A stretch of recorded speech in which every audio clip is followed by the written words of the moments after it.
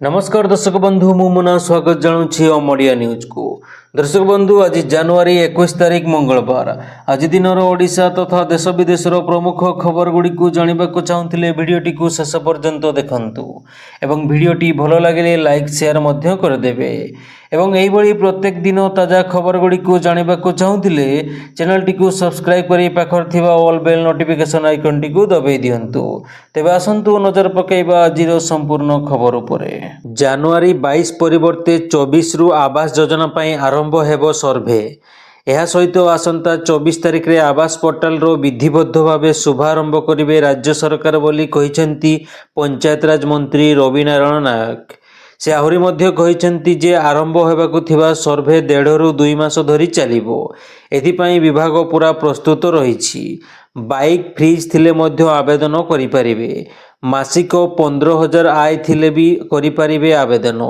2 मास भितरे सर्भे प्रक्रिया सारिबाकु लक्ष्य रखिछंती सरकार। परवर्ती खबर राशन कार्ड न फेराइले हेबो कार्यानुष्ठान। एने जोगाण मंत्री कृष्णचंद्र पात्र चेतावनी देइछंती।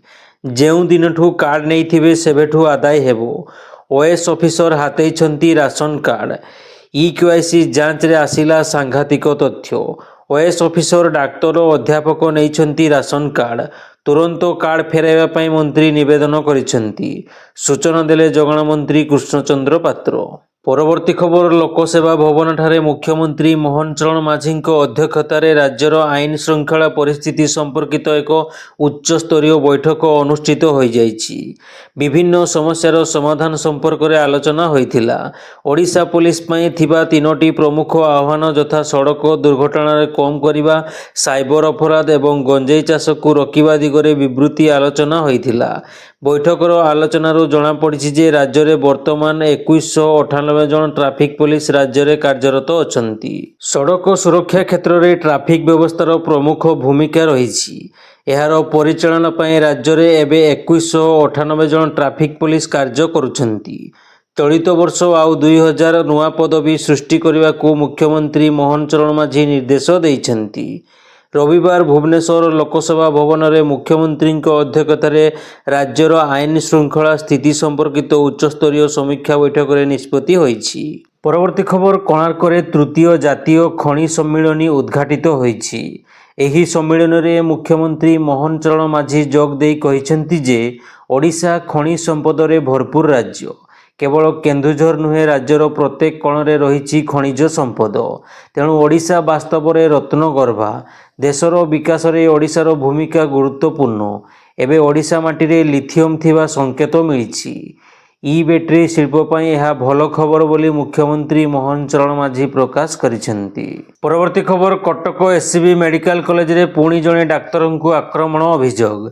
Casualty medical officer doctor Jyoti Prakash को आक्रमण होइछि। आक्रमण ने रोगी संपर्क विरुद्ध में एतला दि जाइछि। अभियुक्तों विरुद्ध में दृढ़ कार्यानुष्ठान नहेले डाक्तर माने आंदोलन रे चेतावनी देइछंती। परवर्ती खबर मालबाही ट्रेन लाइन च्युत। पारादीप रंगियागढ़ रेलवे स्टेशन निकट में ट्राक रु खसी जाइछि ट्रेन रो 3टी बोगी। घटनास्थल में उद्धार टीम पहुंची उद्धार कार्य जारी रखिछंती। खबर अनुसार इफ्को कंपानी रू सार नेबाकू आसुथला एक मालबाही ट्रेन रंगियागढ़ रेलवे स्टेशन निकट में घटिला घटना। परवर्ती खबर महाकुंभमेला 12 वर्ष पर पुनर्बार प्रयागराज ठारे अनुष्ठित होछि। यह जनवरी 13 रु 26 पर्यंत चलिबो, जेउठारे भारत एवं विदेशरू पर्यटक भ्रमण करने को आसुछंती। यह सहित तीर्थयात्री माने विशाल मेलार संगम रे बुड़ पकाउछंती। केवल विदेश यात्री नुहंती, अनेक बॉलीवुड तारका मध्य आसीथिले। एही कुंभमेला रे अमिताभ बच्चन को मध्य निमंत्रण करा जायतिला। यह व्यतीत रणबीर कपूर, आलिया भट्ट, करीना कपूर, तमन्ना, शाहरुख खान, सलमान खान आसी त्रिवेणी रे बुड़ पकाइथिले। परवर्ती खबर पूर्वतन मंत्री नवकिशोर दास हत्या मामला रे मुख्य साक्षी धला सार्ट प्रसंग रे एही घटनार मुख्य साक्षी शुभेन्दु पट्टनायक मुह खोलिछंती। घटनार मुख्य साक्षी शुभेन्दु पट्टनायक प्रतिक्रिया रखी कहिछंती जे मु हलदिया सार्ट दाखल करिथिली, केमिति धला हैला जानि नाही। मुख्यमंत्री को अनुरोध सीबीआई तदंत करी सत सामना को आणंतु बोली से प्रकाश करिछंती।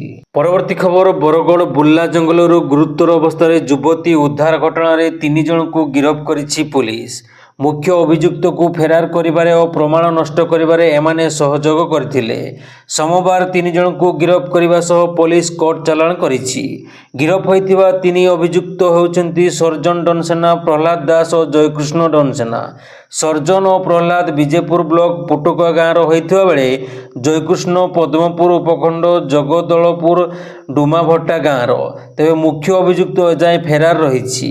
ପରବର୍ତ୍ତୀ ଖବର, ପିଲାଙ୍କୁ 6 ବର୍ଷ ବୟସ ହୋଇନଥିଲେ ଏଣିକି ପ୍ରଥମ ଶ୍ରେଣୀରେ ନାମ ଲେଖାଇବାକୁ ଅନୁମତି ମିଳିବ ନାହିଁ।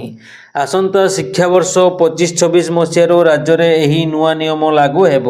ଏହା ସହିତ ସବୁ ପ୍ରାଥମିକ ସ୍କୁଲରେ ଶିଶୁ ବାଟିକା ଖୋଲିବ, ଯେଉଁଠି 5-6 ବର୍ଷ ବୟସର ପିଲାଙ୍କୁ ଫ୍ରି ସ୍କୁଲ ଶିକ୍ଷାରେ ନାମ ଲେଖାଇବାର ସୁଯୋଗ ମିଳିବ।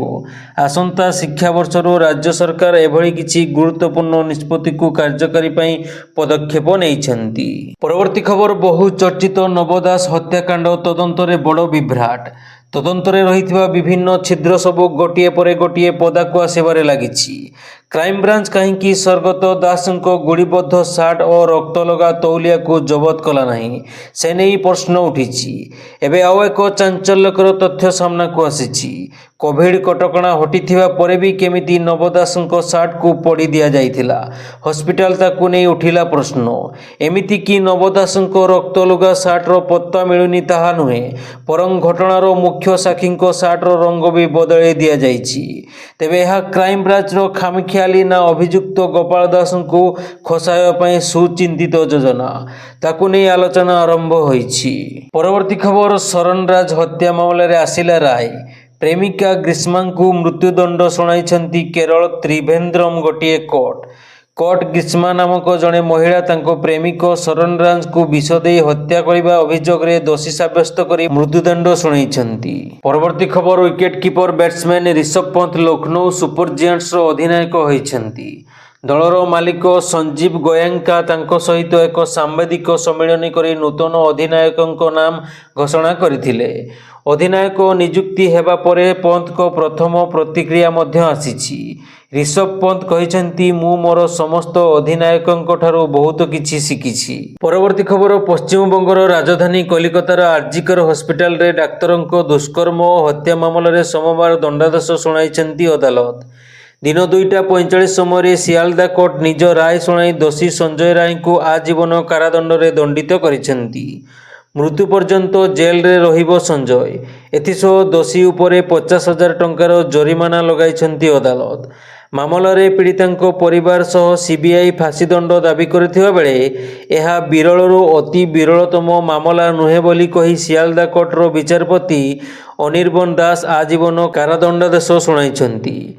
ପୀଡ଼ିତାଙ୍କ ପରିବାରକୁ ତାଙ୍କ ମୃତ୍ୟୁ ପାଇଁ 10 ଲକ୍ଷ ଟଙ୍କା କ୍ଷତିପୂରଣ ଏବଂ ଅତିରିକ୍ତ 7 ଲକ୍ଷ ଟଙ୍କା ପ୍ରଦାନ କରିବାକୁ ରାଜ୍ୟକୁ ନିର୍ଦ୍ଦେଶ ଦେଇଛନ୍ତି କୋର୍ଟ। କିନ୍ତୁ ପଶ୍ଚିମବଙ୍ଗ ମୁଖ୍ୟମନ୍ତ୍ରୀ ମମତା ବାନାର୍ଜୀ କହିଛନ୍ତି ଯେ ସେ କୋର୍ଟର ନିଷ୍ପତ୍ତିରେ ସନ୍ତୁଷ୍ଟ ନୁହନ୍ତି। ସେ କହିଥିଲେ, ଆମେ ସମସ୍ତେ ମୃତ୍ୟୁଦଣ୍ଡ ଦାବି କରିଥିଲୁ, କିନ୍ତୁ କୋର୍ଟ ଆଜୀବନ କାରାଦଣ୍ଡ ଦେଇଛନ୍ତି, ଏଥିରେ ମୁଁ ସନ୍ତୁଷ୍ଟ ନୁହେଁ। ପରବର୍ତ୍ତୀ ଖବର, ଘରେ ହୋଇଥିବା ଆକ୍ରମଣରେ ଆହତ ଅଭିନେତା ସୈଫ ଅଲ୍ଲୀ ଖାନଙ୍କୁ ଡାକ୍ତରଖାନା ନେଇଥିବା ଅଟୋ ଚାଳକଙ୍କୁ ମିଳିଲା ପୁରସ୍କାର। ଅଟୋ ଚାଳକ ଭଜନ ସିଂ ରଣାଙ୍କୁ social media influencer Faizan Ansari ସୋମବାର ସମ୍ମାନିତ କରି ଆର୍ଥିକ ସହାୟତା ପ୍ରଦାନ କରିଛନ୍ତି। ଫୈଜାନ ରିକ୍ସା ଚାଳକମାନଙ୍କ ଉପସ୍ଥିତିରେ ଭଜନ ସିଂ ରଣାଙ୍କୁ ସମ୍ମାନିତ କରିଛନ୍ତି ଏବଂ ତାଙ୍କୁ 11,000 ଟଙ୍କାର ପୁରସ୍କାର ରାଶି ପ୍ରଦାନ କରିଛନ୍ତି। ପରବର୍ତ୍ତୀ ଖବର, ଇସ୍ରାଏଲ ହାମାସ ଯୁଦ୍ଧବିରତି ଚୁକ୍ତି ରବିବାର ପ୍ରାୟ 3 ଘଣ୍ଟା ବିଳମ୍ବରେ ଲାଗୁ ହୋଇଛି। ଶନିବାର ଇସ୍ରାଏଲ କ୍ୟାବିନେଟ୍ ଏ ସଂକ୍ରାନ୍ତର ପ୍ରସ୍ତାବ ମୋହର ଲଗାଇଥିଲେ। ଚୁକ୍ତି ଅନୁସାରେ ପ୍ରଥମ ପର୍ଯ୍ୟାୟରେ ହମାସ 33 ବନ୍ଧକଙ୍କୁ ଛାଡ଼ିବା ନେଇ କୁହାଯାଇଥିଲା, କିନ୍ତୁ ଏହା 3 ଜଣଙ୍କୁ ମୁକ୍ତ କରିଛି।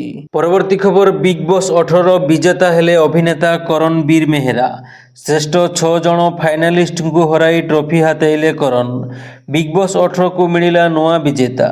ସର୍ବାଧିକ ଭୋଟ ପାଇଁ ବିଗ୍ ବସ୍ 18 ସିଜିନ୍ର ବିଜୟ ମୁକୁଟ ପିନ୍ଧିଛନ୍ତି କରଣବୀର ମେହେରା। ପରବର୍ତ୍ତୀ ଖବର, ବିଗ୍ ବସ୍ 18ର ବିଜେତା ହେଲେ ଅଭିନେତା କରଣବୀର ମେହେରା। ଶ୍ରେଷ୍ଠ 6 ଜଣ ଫାଇନାଲିଷ୍ଟଙ୍କୁ ହରାଇ ଟ୍ରଫି ହାତେଇଲେ କରଣ। ବିଗ୍ ବସ୍ 18କୁ ମିଳିଲା ନୂଆ ବିଜେତା। ସର୍ବାଧିକ ଭୋଟ ପାଇଁ ବିଗ୍ ବସ୍ 18 ସିଜିନ୍ର ବିଜୟ ମୁକୁଟ ପିନ୍ଧିଛନ୍ତି କରଣବୀର ମେହେରା। ଭିଡ଼ିଓଟି ଭଲ ଲାଗିଲେ ଲାଇକ୍ ସେୟାର ମଧ୍ୟ କରିଦେବେ ଏବଂ ଏହିଭଳି ପ୍ରତ୍ୟେକ ଦିନ ତାଜା ଖବରଗୁଡ଼ିକୁ ଜାଣିବାକୁ ଚାହୁଁଥିଲେ ଚ୍ୟାନେଲଟିକୁ ସବସ୍କ୍ରାଇବ୍ କରି ପାଖରେ ଥିବା ଅଲ୍ ବେଲ୍ ନୋଟିଫିକେସନ୍ ଆଇକନ୍ଟିକୁ ଦବାଇ ଦିଅନ୍ତୁ।